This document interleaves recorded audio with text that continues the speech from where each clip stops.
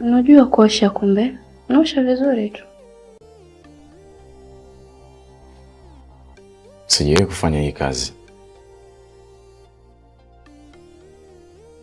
Okay, fanya haraka basi tuende kazini.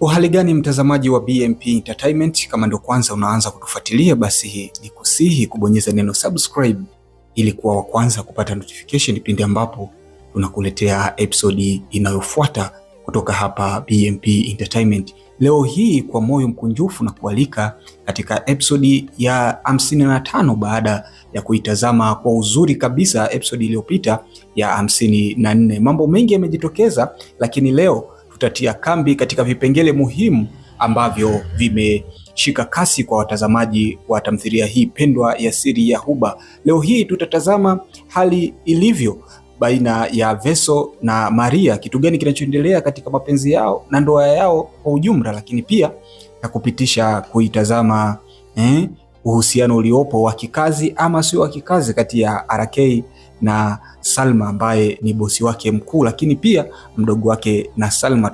Tutaendelea kutazama kwa kina kuhusiana na hali ilivyo, lakini kuna kitu ambacho sio cha kukikalia kimya kinachotaka kutokea kati ya Nice ambaye ni mdogo wake na RK, pia bila kusahau Mr. Mo ambaye ni mdogo wake na Duma. Kitu gani ambacho kinaweza kikatokea, basi tutakijadili hapa kwa uzuri, lakini nikukumbushe kwamba una sehemu moja ambayo itakuwa ni sehemu pekee ya kutuunganisha kati ya mimi ninayezungumza, ninakuletea uchambuzi huu, na wewe ambaye unanitazama. Sehemu hiyo ni sehemu ya comment. Andika chochote ambacho kinahusiana na hichi ninachokizungumza. Twende tukatazame hali ilivyo kwa Veso. Veso ana changamoto zipi?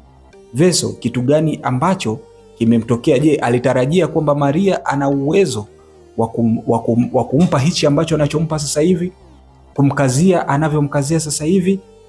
Tunajua kabisa kwamba sababu ilikuwa ni picha za uchi ambazo Veso alimpiga Maria, lakini Maria alitafuta njia za kuweza kuzifuta zile picha, na alimfuata mdogo wake na RK na akaweza kuzifuta, kwa maana kumtolea password then akafuta zile picha. Sasa baada ya kufuta zile picha, basi akawa ana mandate kubwa ya kuweza kumjibu chochote Veso. Veso alianza kumtisha, lakini akaja kugundua kwamba Maria ana nguvu ya ziada baada ya kuamini kwamba tayari ashafuta picha, tayari kila kitu kipo clean. Lakini Veso ameamua kumfukuza mazima Maria kutoka kwenye nyumba yake. Unahisi Maria ana sehemu nyingine ya kujidaia kuondoka?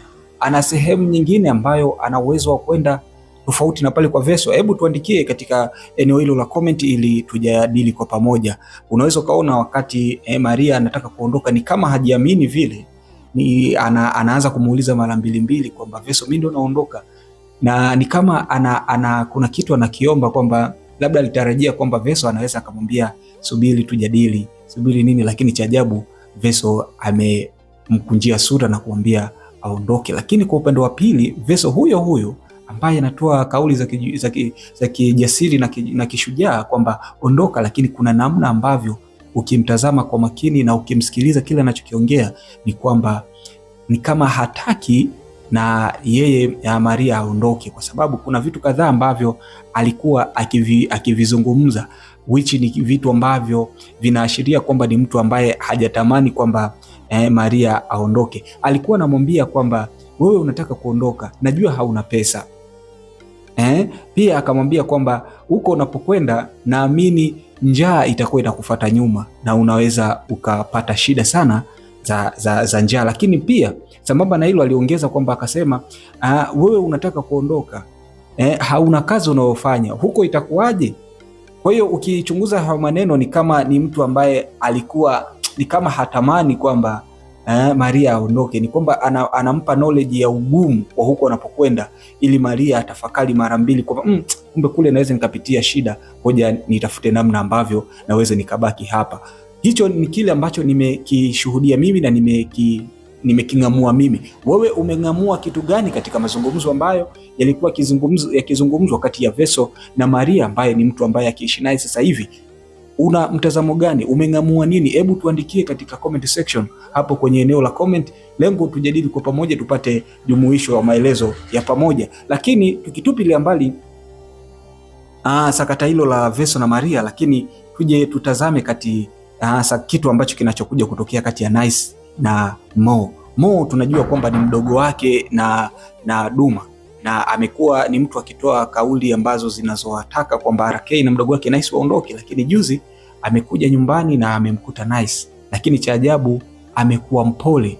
Kwa hiyo ule upole unaashiria kwamba kuna kitu ambacho anakitaka kutoka kwa Nice. Ni kitu gani hicho? Umeweza kung'amua nini katika upole ambao aliuonyesha Mr. Mo? Hebu niandikie hapo kwenye comment section ili tuweze kujadili kwa pamoja. Lakini vitu ambavyo vimekuja kuonyesha kwamba Mr. Mo anahitaji mahusiano ya moja kwa moja na Nice ni pale ambapo alivyokuwa mpole na kuomba namba ya simu. Ameomba namba ya simu, lakini pia muda si mrefu akampigia na akasema kwamba kuna kitu anataka kumwambia. Na sisi kama wanaume, ukisikia kwa komenti hiyo kwamba nataka kuambia kitu kwa muda fulani fulani, unakuwa unaelewa what is really going on, kitu gani ambacho kinaweza kikatokea. Kwa hiyo naona kabisa kwamba Mr. Mo anataka kufanya anataka ku-implement mahusiano na Nice. Hicho ni kitu ambacho nimeking'amua mimi, lakini pia unaweza ukawasilisha kitu ambacho umeking'amua wewe kama mtazamaji wangu na kukiandika hapo katika eneo letu la comment na tutajadili kwa pamoja. Lakini sambamba na hilo, tuangalie maisha halisi, kitu ambacho amekutana nacho RK katika ajira yake mpya. Naona anapitia nyakati ngumu dhidi ya bosi mkuu ambaye ni Salma. Salma anampeleka puta RK kutokana na ajira ambayo amempatia. Tunakumbuka kwamba RK alihitaji nusu ya mshahara wake baada ya kutangaziwa na Mr. Mo kwamba aondoke kwenye nyumba ambayo alikuwa akiishi, na nyumba ile ilikuwa ni ya Duma. Baada ya hali hiyo ngumu na kujua aende wapi, ameomba nusu ya mshahara, lakini nusu ya mshahara imekuwa ni kitu kibaya kwake, kwa sababu bosi wake Salma amemwambia kwamba ili nikupatie pesa na unahitajika unioshe miguu. Sasa kitu cha kujiuliza ni kwamba bosi Salma ana kitu kingine cha ziada tofauti na kumchukulia kwamba RK ni mfanyakazi wa kampuni yake. Kitu gani ambacho bosi Salma anakihitaji kutoka kwa RK tofauti na kazi? Hebu tuandikie kama kuna kitu chochote ambacho unakihisi wewe, kabla ya mimi kutoa cha kwangu. Tuandikie katika eneo la comment ili tujadili kwa pamoja. Kitu kinachoonekana ni kwamba bosi Salma ana kitu cha ziada anachokitaka kwa RK, kwa sababu ukija kuangalia kumuosha mtu miguu kuna picha ya ziada, sio kitu ambacho wengi wametafsiri kwamba ni sehemu ya kumtreat vibaya, kwa maana ya kumdhalaulisha, kumuonyesha dharau. Mimi sijatazamia katika engo hiyo, bali kuna namna ambavyo anatafuta ile special care kutoka kwa RK. Kwa hiyo naona kabisa kwamba kuna namna ambavyo bosi Salma anamuhitaji kimapenzi RK, na ndio maana wakati anamuosha miguu kuna namna ambavyo aligundua kwamba huyu mtu ana mahusiano mengine baada ya kuona picha zake kwenye mitandao, na alikasirika vibaya sana. Naona kuna kitu kikubwa ambacho kinaweza kija kutokea katika real life situation ya bosi Salma na RK ambayo ni mahusiano. Lakini ukija kuangalia mdogo wake na Salma, yeye tayari kuna namna ambavyo ametamani kueleza hisia zake kwa RK kwa njia ya indirect, kwa maana ya indirect, kwa sababu tunakumbuka kipindi yupo kwa RK alisema, alitamka wazi kwamba mimi naona wivu, najihisi wivu pale ambapo unapokuwa unaongea kwa muda mrefu na dada yangu. Kwa hiyo RK mwenyewe alishtuka kusema kwamba kwa nini mtu wa kawaida anasema naona wivu. Kwa hiyo kile kitu cha kuhisi wivu kwa mwanaume hiyo ni wazi ni wazi au ni dhahiri kwamba yule mtu anampenda. Kwa hiyo sisi tunafahamu ambao tunatazama kwamba yule binti ana hisia za dhati kwa RK, lakini bado hajaenda direct kuongea kwamba yeye anampenda RK, lakini kutokana na kauli ambayo ameizungumza ni wazi RK tayari ameingia kwenye shimo la moto, kwa sababu ndugu wote wawili inaonyesha ni dhahiri kwamba wanamhitaji RK. Tuandikie kwenye comment section hapo chini kuunga mkono kile ambacho nakizungumza, kuongezea pale ambapo ninaishia mimi. Na hii ni BMP Entertainment, kama ilivyoada, kama ambavyo inavyotakiwa ufanye, basi bonyeza neno subscribe ili kwa wa kwanza kupata notification pindi ambapo tunakuletea episode mpya. Kama nilivyosema, hii ni episode ya 55 na nikualike kwa moyo mkunjufu, waambie wenzako kwamba hapa ndio sehemu pekee ambayo unapata uchambuzi yakinifu, uchambuzi wa kina unotukuka wa tamthilia zetu pendwa hapa nchini Tanzania. Mimi ni Mrisho Wise, nikualike katika chaneli hii ya BMP Entertainment.